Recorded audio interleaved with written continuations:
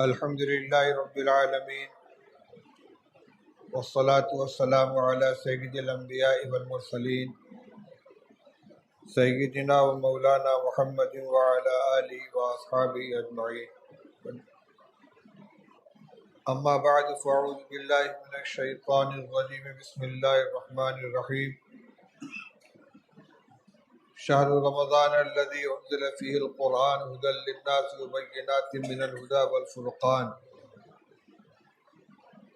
وقال النبی صلی اللہ علیہ وسلم تعاہدوا ھذا القرآن فإنہ اشد تفصیا من صدور الرجال من الإبل فی عقلها، او کما قال صلی اللہ علیہ وسلم۔ سمٹ کے بیٹھو، قریب آ جاؤ۔ محترم حفاظ کرام،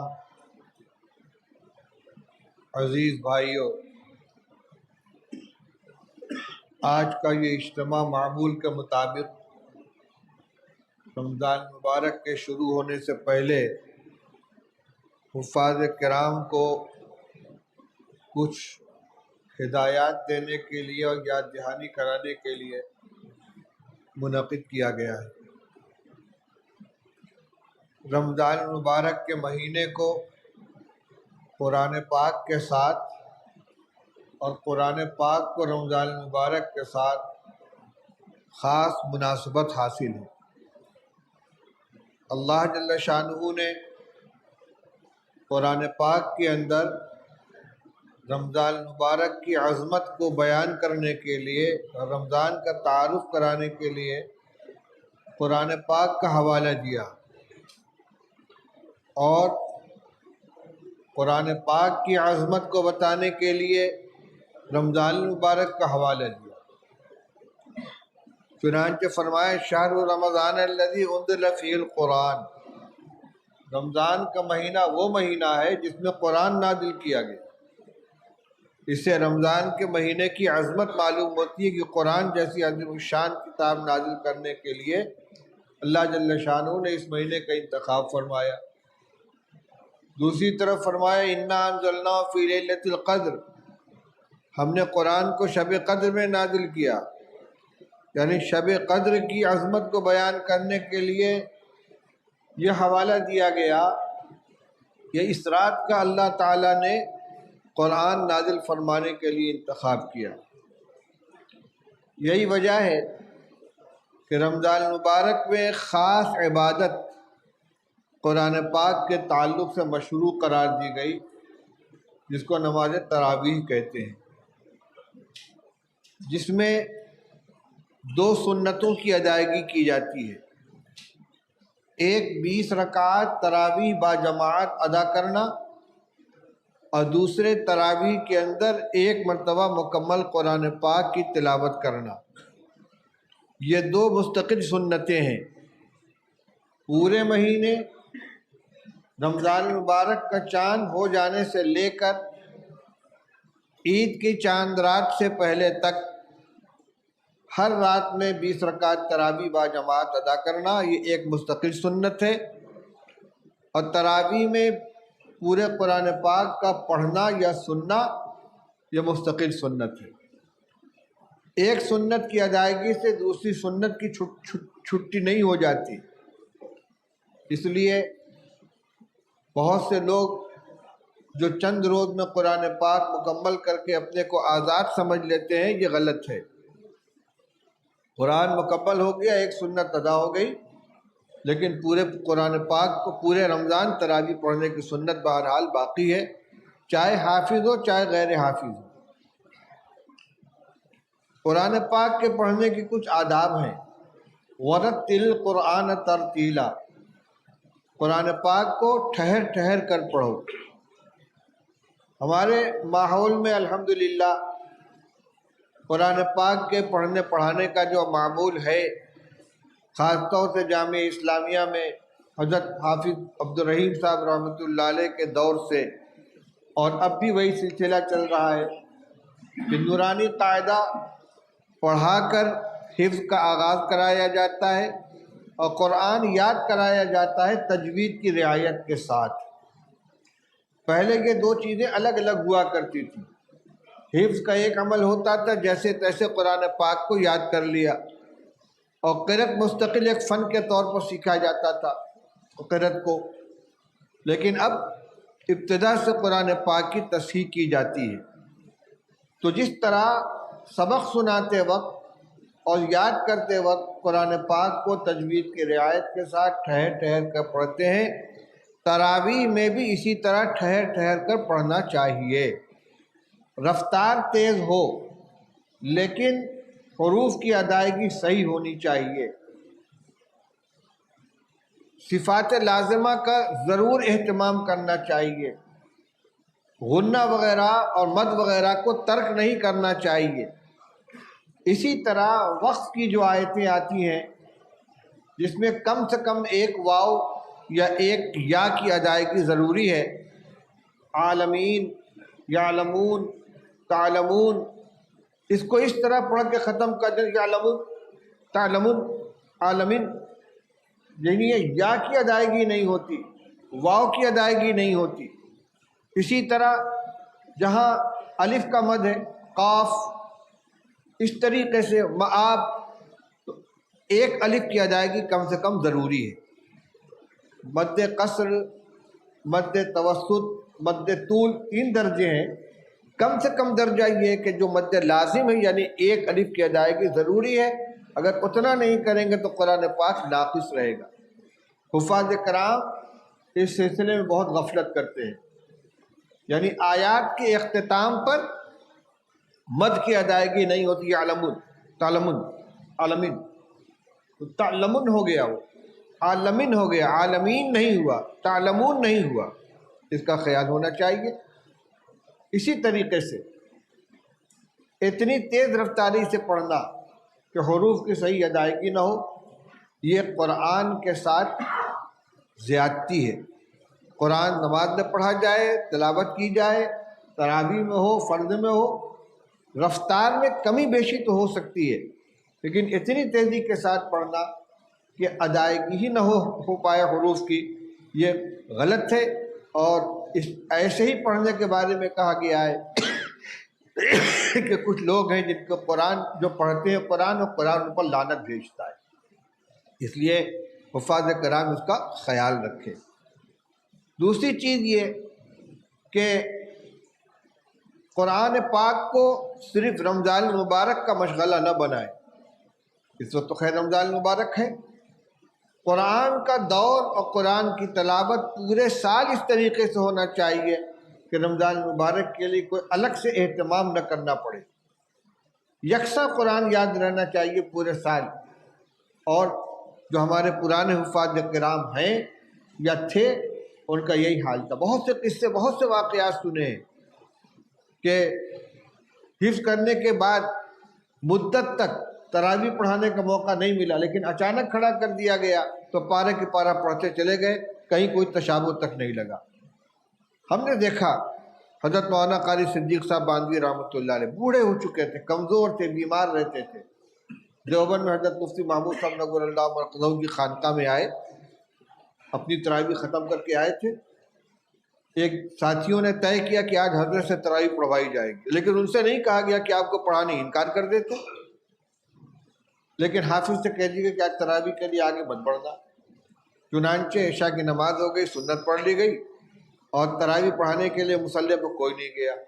مولانا بالکل پیچھے کھڑے تھے، وہ سنت پڑھ کر کھڑے ہوئے، کان تک ہاتھ اٹھا کے کھڑے ہوئے، اللہ اکبر کی آواز نہیں آ رہی ہے. کہ کیا بات ہے بھائی؟ حضرت تراویح آج آپ پڑھائیں گے. ارے بھائی بہت تھکا ہوا ہوں. نہیں حضرت پڑھا دیجئے، جتنی بشاشت ہو. مصلی پر آ گئے، پوچھتے کہاں سے پڑھنا ہے؟ نیت باندھنے سے پہلے نہیں معلوم ہے کہاں سے پڑھنا ہے، بتایا کہ فلاں پارے سے، اللہ اکبر. اور اس کے بعد کئی پارے مسلسل پڑھے چند رکعت میں. اس کے بعد کہا حبیب تو آ جا، صاحبزادوں کو بلا دیا، آگے انہوں نے پڑھ لیا. جبکہ مولانا صدیق صاحب وہ آدمی تھے کہ جن کو رات دن میں 1 منٹ کی فرصت نہیں ملتی تھی. تعویذ والے ہیں، دعا کرانے والے ہیں، مدرسے کے مقام معاملات ہیں، لیکن قرآن پاک کا شغف تھا. میں نے ابھی قرآن پاک کی ایک آیت پڑھی تھی اور ایک حدیث پڑھی ہے. قرآن پاک کی تو وہی آیت تھی جس کا میں نے ترجمہ کیا کہ رمضان کا مہینہ وہ مہینہ ہے جس میں اللہ جل شانہ نے قرآن کو نازل فرمایا، اس میں قرآن نازل کیا گیا ہے۔ حدیث یہ کہ رسول اللہ صلی اللہ علیہ وسلم نے ارشاد فرمایا کہ قرآن کی نگرانی کرتے رہا کرو، دیکھ ریکھ کرتے رہو، خبر لیتے رہو، کیونکہ یہ قرآن سینوں سے اس سے زیادہ تیزی کے ساتھ نکل جاتا ہے جتنی تیزی سے قرآن جو جانور اپنی رسی چھڑا کے بھاگ جاتا ہے۔ جانور باندھ دو، کوشش میں رہ گئے کسی طرح رسی چھوٹے میں بھاگو، اس سے زیادہ تیزی سے قرآن سینے سے نکل جاتا ہے۔ اس لیے نگرانی کرتے رہو، اگر مطمئن ہو کر بیٹھ جاؤ گے قرآن سینے سے نکل جائے گا۔ کیوں؟ اس لیے قرآن اللہ کا کلام ہے اور اللہ تعالیٰ کی ذات مستغنی بھی ہے، غیور بھی ہے، بے نیاز بھی ہے اور بڑی غیرت والی ہے۔ محتاج بن کر قرآن کے ساتھ ہم جڑیں گے تو ہمارے سینے میں محفوظ رہے گا، اور ذرا سا بے نیازی برتیں گے تو اللہ کی غیرت اس کو برداشت نہیں کرے گی، چھین لی جائے گی یہ دولت۔ دوسری بات یہ تھی کہ حفاظ کرام کو امامت کرنی ہوتی ہے، امام کی کچھ صفات ہوتی ہیں، ان صفات کو بھی اپنے اندر پیدا کرنا ہے۔ ایسا نہیں ہے کہ تراویح کے امام کی کچھ اور صفات ہوں، پنجگانہ امام کے لیے کچھ اور صفات ہوں۔ امامت بہرحال نماز کا ایک بہت اہم منصب ہے۔ رسول اللہ صلی اللہ علیہ وسلم فرمایا الامام ضامن والمؤذن مؤتمن، امام تمام نمازیوں کی نماز کا ضامن ہوتا ہے، سب کی نماز اس کے نماز کے اندر رہتی ہے۔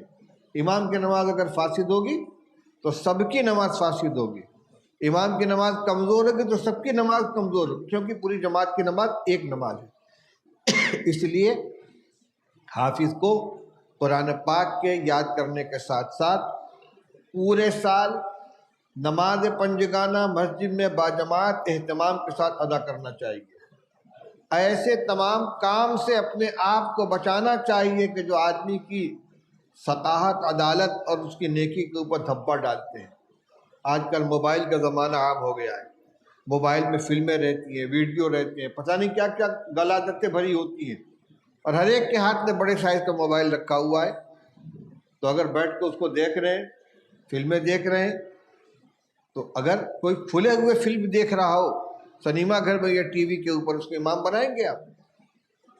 بھائی یہ امامت کے لائق نہیں ہے، تو فلمیں دیکھتا ہے۔ تو اگر وہ تنہائی میں بیٹھ کے فلمیں دیکھ رہا ہے تو کوئی امامت کے لائق ہوگا وہ؟ یہ اس کو کوئی نہیں جانتا، لیکن وہ خود تو جانتا ہے۔ اس لیے جب اللہ نے اتنی بڑی دولت عطا فرمائی، قرآن کی دولت دی ہے، تو قرآن کی عظمت کا بھی خیال کریں۔ یہ نگاہ جس سے قرآن پاک کو دیکھا ہے، یہ زبان جس سے قرآن پاک کی تلاوت کرتے ہیں، اس کو پاک صاف رکھیں، نمازوں کا اہتمام کریں، گندے الفاظ زبان پر نہ آئیں، گالی زبان پر نہ آئیں، جھوٹ نہ بولیں، فحش قسم کا مذاق نہ کریں، نگاہوں کی حفاظت کریں، جماعت کا اہتمام کریں۔ اور اس کی حفاظت کے لیے جو جیسے اساتذہ اور ذمہ دار ترتیب بنائیں، دور کو پابندی کے ساتھ کرتے رہیں۔ تراویح اپنی مکمل ہونے کے پہلے بھی اور تراویح مکمل ہونے کے بعد بھی دور کا اہتمام ہونا چاہیے۔ جیسی جوڑی بنا دی جائے اس کے اعتبار سے، اور کوئی عذر نہیں ہونا چاہیے اس کے اندر۔ ایک تو خود اپنا قرآن محفوظ ہوگا، مضبوط ہوگا، دوسرے جس ساتھی کے ساتھ جوڑ کریں گے اس کے معاون بنے گے، اس کے مددگار بنے گے۔ اس میں کسی طرح کی سستی اور ڈھیل نہیں ہونی چاہیے۔ رمضان شریف میں نے کہا امامت کی ذمہ داری بھی ہے اور حافظ ہونے کی بھی ذمہ داری ہے، اس لیے 5 وقت کی نماز فجر سمیت باجماعت مسجد کے اندر ادا کرنا چاہیے۔ نماز میں تعدیل ارکان کا بھی خیال رکھیں، رکوع سجدہ اتنا تیز نہ کریں کہ نماز ناقص ہو جائے۔ بہت مشہور روایت ہے، حضرت ایک صحابی خلاد بن رافع رضی اللہ عنہ مسجد میں آئے، رسول اللہ صلی اللہ علیہ وسلم تشریف فرما تھے، ایک کنارے کھڑے ہوئے، جلدی جلدی 2 رکعت نماز ادا کی، آ کر حضور سے سلام کیا، السلام علیکم ورحمۃ اللہ۔ آپ نے فرمایا وعلیکم السلام، قم فصلی فإنک لم تصلی، جاؤ پھر سے نماز پڑھو، تم نے نماز نہیں پڑھی۔ تو پھر گئے، پھر انہوں نے اسی طرح نماز پڑھی، پھر آ کر سلام کیا، پھر آپ نے جواب دیا، پھر فرمایا قم فصلی فإنک لم تصلی، جاؤ پھر سے نماز پڑھو، نماز نہیں پڑھی تم نے۔ انہوں نے کہا یا رسول اللہ میں تو ایسے ہی جانتا ہوں۔ تب آپ نے ان کو نماز کا طریقہ بتایا کہ جب کھڑے ہو تو اطمینان سے کھڑے ہو، قیام اطمینان سے کرو، قرات اطمینان سے کرو، رکوع اطمینان سے کرو، رکوع سے اٹھ کر سیدھے اطمینان سے کھڑے ہو، سجدہ اطمینان سے کرو، یعنی سب کچھ تھا، لیکن نماز میں اطمینان نہیں تھا، اعتدال نہیں تھا، جس کو اعتدال بہت ضروری ہے۔ نماز تراویح ہو یا پنجگانہ نماز ہو، چاہے سنت ہو چاہے نفل ہو، اتنا اعتدال ضروری ہے کہ جس سے نماز صحیح ہو جائے۔ تہجد وغیرہ کی نماز ہوتی ہے، آدمی لمبے لمبے قیام کرتا ہے، لمبا رکوع سجدہ کرتا ہے، تراویح میں اتنا لمبا نہیں کر سکتا، لیکن کم سے کم رکوع کے اندر اطمینان سے 3 مرتبہ سبحان ربی العظیم اور سجدے میں 3 مرتبہ سبحان ربی الاعلیٰ پورا ہو جانا چاہیے۔ اسی طرح التحیات کے اندر بھی پورا ہونا چاہیے، التحیات درود شریف پورا ہو، چاہے دعا لمبی نہ پڑھ کر مختصر پڑھ لیں، اگر ربنا آتنا فی الدنیا حسنۃ وفی الآخرۃ حسنۃ وقنا عذاب النار بھی پڑھ لیں گے، رب اغفر وارحم وانت خیر الراحمین بھی پڑھ لیں گے، رب اجعلنی مقیم الصلاۃ پڑھ لیں گے، اللہم انی ظلمت نفسی پڑھ لیں گے۔ درود شریف کے بعد کی دعا میں بڑی گنجائش ہے، لیکن کوئی نہ کوئی دعا ہونی چاہیے۔ اسی طرح عام طور سے حفاظ دعائے ثنا چھوڑ دیتے ہیں، اللہ اکبر الحمدللہ رب العالمین، سب ملا کر 10 ترویحیں میں اگر ایک منٹ بھی لگے گا تو 10 منٹ کا اضافہ ہوگا۔ اس کے بعد کیا کرنا ہے؟ سونا ہی تو ہے، آرام ہی تو کرنا ہے۔ اللہ کے سامنے کھڑے نماز پڑھنے کے لیے تو نماز کی جو سنت ہے ان کو تو ادا کریں۔ دعائے ثنا کا پڑھنا سنت ہے کہ نہیں ہے؟ ایک سنت چھوڑیں گے تو نماز میں نقص آئے گی کہ نہیں آئے گا؟ میں یہ نہیں کہتا کہ بہت اطمینان سے پڑھیں کہ نمازیوں کے لیے بوجھ ہو جائے، لیکن جو لازمی تعدیل ارکان ہے وہ ہونا چاہیے۔ 3 مرتبہ سبحان ربی العظیم رکوع میں ہو جائے، 3 مرتبہ سبحان ربی الاعلیٰ سجدے میں ہو جائے، رکوع سے اٹھے تو اتنا کھڑے ہو کہ بالکل سیدھے ہو جائیں، پھر سجدے میں جائیں، سجدے سے اٹھ کر اطمینان سے بیٹھے پھر دوسرے سجدے میں جائیں۔ یہ چند چیزیں ہیں جو میں نے آپ کے سامنے بیان کی ہیں، میرے ذہن میں یہی باتیں تھیں۔ اب یہ ہمارے حفاظ کرام ہیں، اساتذہ مولانا قاسم صاحب ہیں، کوئی ضروری بات رہے گی تو یہ بتائیں گے، ابھی مجلس ختم نہیں ہوئی ہے۔ وآخر دعوانا الحمدللہ رب العالمین۔